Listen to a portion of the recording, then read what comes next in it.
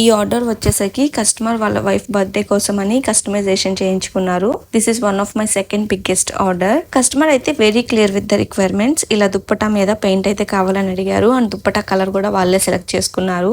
And customer వాళ్ళ wife కి ఏదైతే ఎక్స్ప్రెస్ చేయాలనుకున్నారో అది మొత్తం ఒక టెక్స్ట్ ఫార్మాట్ లాగా ఇచ్చారనమాట.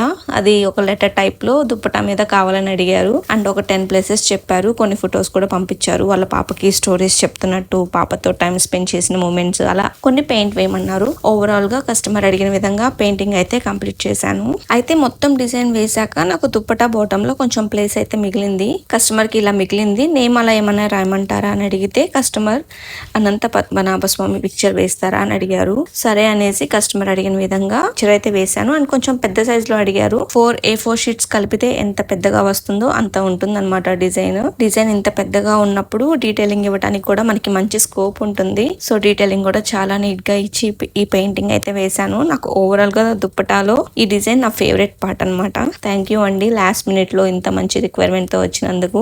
నాకైతే చాలా బాగా నచ్చింది. అండ్ సేమ్ డిజైన్ క్యాన్వాస్ మీద కూడా వేయాలనుకుంటున్నాను. సో ఎప్పుడవుతుందో చూడాలి.